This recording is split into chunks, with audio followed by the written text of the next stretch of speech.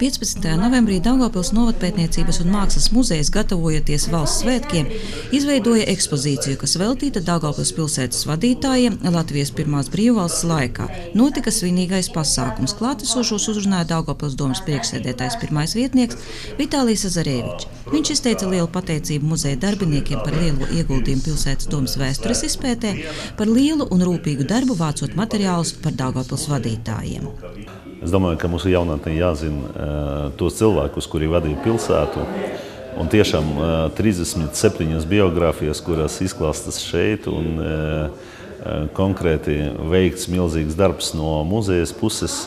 Nebija tik vienkārši atjaunot visus cilvēkus biogrāfiju, un konkrēti mūsu jauniešiem jāzina, kas vadīja pilsētu un kā mēs esam nonākuši līdz šodien dienai no pilsētas sākumā. Un šis pasākums ir ļoti svarīgs, es domāju, priekš mūsu jaunatnes. Pasākuma turpinājumā muzeja speciālisti sagatavoja stāstījumu par diviem pilsētas vadītājiem, kuriem šogad atzīmējam arī jubilejas. Jānim Volontam 130 gadi, Andrejam Švirkstam 115 gadi. Īpaši daudz stāstām ir par Jāni Volontu, kurš pilsētu vadīja 14 gadus un pameta šo vietu, jo tika iecelts par Latvijas tautas labklājības ministru 1938. gadā. Pēc viņa par pilsētas mēru iecelts Andrejs Švirksts, kurš pilsētu vadīja līdz 1941. gadam. Diemžēl abiem mēriem liktenis bija ļoti traģisks. Abi tika izsūtīti un mira svešumā. Jāpiebilst, ka Volonta laikā Daugavpilī apstiprināja esošo pilsētas ģerboni, bet Andreja Švirksta laikā piešķīra karogu, kas bija tikai 4 pilsētām – Daugavpilī, Rīgai, Jelgavai un Liepājai. Tas liecināja, ka Daugavpils tiek uzskatīta par reģiona centru. Bet pasākuma noslēgumā muzeja direktors vietniece Ludmila Žilvinska pastāstīja par ilgadīgu un lielu projektu, kura laikā tapa Daugavpils mēru galerija Daugavpils domē un izdots būklets par bijušiem pilsētas vadītājiem. 14. novembrī Daugavpils domē notika pasākums, kas bija veltīts sociālā darbinieka dienai. Pasākumu atklāja Daugavpils jaunie dziedātāji, kuri sniedza pozitīvu noskaņojumu. Konferences dalībniekus uzrunāja Daugavpils domes priekšsēdētāja Žanna Kulakova. Daugavpils pilsētas domes vadības vārdā man ir patiesa prieks sveikt jūs profesionālajos svētkos sociālā darbinieka dienā. Sociālais darbs, tas ir viena no tām profesijām, kura ļoti strauji reaģē uz visam sociālām, politiskām un ekonomiskām izmaiņām. Un tas arī notiek, jo sociālā darba laukums pakāpeniski aug, jo, piemēram, mēs vakar vēl nezinājām, ka šodienas ikdienas darbs būs tādi klienta kategorijas, kā, piemēram, cilvēktirdzniecības upuri, ka cilvēki atkarīgi, bet jaunie cilvēki atkarīgi no narkotikām un interneta, bet tas jau ir mūsu sociālā darbinieku ikdiena. Sociālajā jomā ir sabiedrības lakmusa papīrs, kas šodien rada tādu cilvēku, kuriem vajadzīga palīdzība ir daudz. Tāpēc pašvaldība turpina visas sociālās programmas, saglabā visus pabalstus. Un šodien mēs Daugavpils pašvaldība varam droši pateikt, ka mūsu pilsēta ir izveidotas visas sociālās institūcijas, visas sociālās iestādes, kurus atļauj sociālās palīdzības un sociālā pakalpojumu likums. Konferencē piedalījās arī Labklājības ministrijas pārstāvji. Viņi bija atbraukuši ar saviem ziņojumiem. Pēc domes priekšsēdētājas apsveikuma klātesošie noskatījās arī raidījumu, ko par Daugavpils sociālo darbu bija sagatavojuši domes sabiedrisko attiecību nodaļas speciālisti. Daugavpilī sociālajā jomā strādā vairāk nekā 200 cilvēki. Viņi savu aicinājumu atraduši sociālo lietu pārvaldē un par misiju uzskata palīdzību cilvēkiem. Ja dakteris ārstē miesu, psihologs garu, tad sociālais darbinieks ārstē sociālās problēmas sabiedrībā. Gribu pateikties sociālā darba speciālistiem par to sirds siltumu, ko viņi dāvā mūsu klientiem, viens otram, un novēlēt būt uz priekšdienu, jautriem, dzīvespriecīgiem, lai ir laba veselība, kā viņiem, tā arī ģimenes locekļiem, kuri atbalsta šajā grūtajā darbā. Pats galvenais novēlējums ir, ja esat izvēlējušies šo profesiju, tad dariet to no sirds, ja nevarat to darīt no sirds, tad nevajag strādāt šajā profesijā. Esiet vienmēr atsaucīgi, saprotoši un iejūtīgi pret citiem cilvēkiem.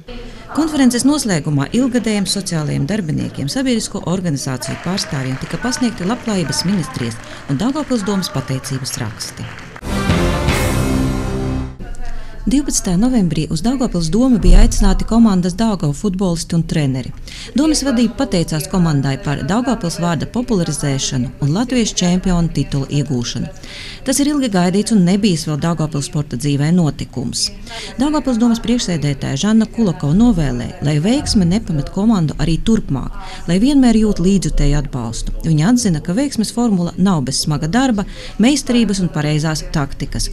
Viņa izteica lielu pateicību par to, ka futbolisti ar savu panākumu popularizējuši pilsētas vārdu. Žanna Kulakova uzsvēra, ka šis gads Daugavpilī ir sporta zīmē. Pilsētas svētki arī bija veltīti sportam un īpašs prieks, ka tieši šogad tik daudz priecējuši mūsu sportisti. Futbolistus sveica arī domes priekšsēdētājas vietnieks Večeslavs Širjakovs. Viņš izteica pateicību par to, ka nepievīla līdzjutējus. Īpaši pateicības vārdi tika veltīti trenerim, kurš atrada īsto pieeju komandai un izvēlējās pareizo spēles taktiku. Komandu sumināja arī sporta pārvaldes vadītājs Aleksandrs Isākovs. Viņš novēlēja noturēt līdera pozīcijas arī turpmāk. Daugavpils domes vadība komandai pasniedza domes godarakstu un godazīmi Sudraba Lilija par pilsētas vārda popularizēšanu, izcīnot Latvijas čempiona titulu futbolā. Futbolistiem un treneriem tika pasniegt domes pateicības raksti. Arī komandas domes vadībai pateicās par ieinteresētību komandas panākumos un atbalstu, bet no savas puses pašvaldības vadītāja apliecināja, ka noteikti atbalstīs komandu gatavojoties nākamajām sacensībām. Dārgie daugavpilieši, sveicu jūs visus mūsu valsts dzimšanas dienā.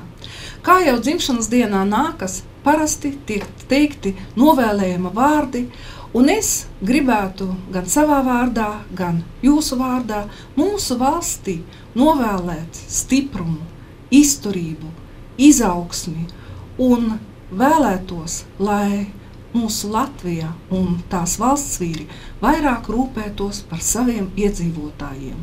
Ir jārūpējas ne tikai par valsts ekonomisko augšupēju, bet ir jāatceras par to, ka katras valsts lielākā bagātība ir tās cilvēki. Lai jums visiem ir darbs, lai tas ir labi atalgots, lai jūs izjūtat mūsu valsts pozitīvo attieksmi un rūpes par katru no jums. Un es ļoti vēlētos, lai tie cilvēki, kuri bija spiesti aizbraukt no mūsu valsts, lai viņiem būtu vēlēšanās un iespēja kādreiz atgriezties, lai ik viens izjūt savu piederību Latvijai, lai tie, kuriem ir nepieciešama izglītība vai medicīnas vai sociālā aprūpe, lai spētu to saņemt. Šajās svētku dienās es vēlētos pateikt lielu paldies tiem cilvēkiem, kuri ar savu darbu, ar savu ieguldījumu ir palīdzējuši attīstīties Latvijas valstī. Mēs labi apzināmies, ka, kā jau katrā valstī, arī pie mums ir daudz problēmu un rūpju, bet ir cilvēki, kas tās mēģina risināt, un laikam ir jāpaiet laikam, kamēr mūsu valsts apzināsies, ka galvenā vērtība ir cilvēki, un ka rūpes par cilvēkiem ir primārais, un ekonomiskā attīstība un izaugsme ir tās lietas, kuras ir atkarīgas no cilvēkiem un no cilvēku attieksmes. Lai dzimšanas dienā visiem ir skaists noskaņojums, jo mums ir sava zeme. Mums ir vienmēr, kur atgriezties. Es gribu novēlēt, lai katrs jūtas Latvijā kā mājās, kā savā zemē. Un mājās dažreiz var būt labāk, dažreiz var būt sliktāk, bet vienmēr tā ir tā vieta, kura ir vissvētākā un kurā mēs vēlamies audzināt savus bērnus, savus mazbērnus. Novēlēsim visi kopā Latvijai izaugsmi, attīstību un mēģināsim šeit justies vajadzīgi un laimīgi. Ar svētkiem jūs visus! Galvenos valsts svētkos mūsu pilsēta sagaida ar jauniem autoceļiem, izremontētām ielām un pagalmiem, kā arī jauniem attīstības projektiem. Taču galvenais, katrs no mums Latvijas Republikas proklamēšanas dienu sagaidām ar ticību savai valstī, pilsētai un ģimenei. Mēs lepojamies ar savu valstī, pieminot tos, kas cīnījies par tās neatkarību. Jau paveikts ļoti daudz, taču valsts attīstībai vēl nepieciešams pielikt lielas pūles. Es novēlu katrai Daugavpils ģimenei labklājību, veiksmi, veselību, panākumus, mieru un saticību. Katras valsts pamats ir tas iedzīvotāji, izglītoti, talantīgi, kvalificēti čakli, patriotiski, savas valsts vēsturi un tradīcijas zinoši, paudžu pieredzes sargājoši. Tieši šādus mēs vēlam redzēt mūsu jauniešus, un es ticu, ka tieši tādi mūsdienas jaunieši mūsu ir. Un tas nozīmē, ka mūsu valsts ir nākotne un ir cilvēki, kam nodot šo valsti likteni. Mēs sagaidām mūsu valsts galvenos svētkus, Latvijas Republikas proklamēšanas dienu. Šajā dienā es novēlu katram no mums sajust iedzīvotāju vienotību spēku un apzināties, ka katrs no mums ir daļa no mūsu valsts. Vēlu visiem daugavpiliešiem veselību, labklājību un laimi.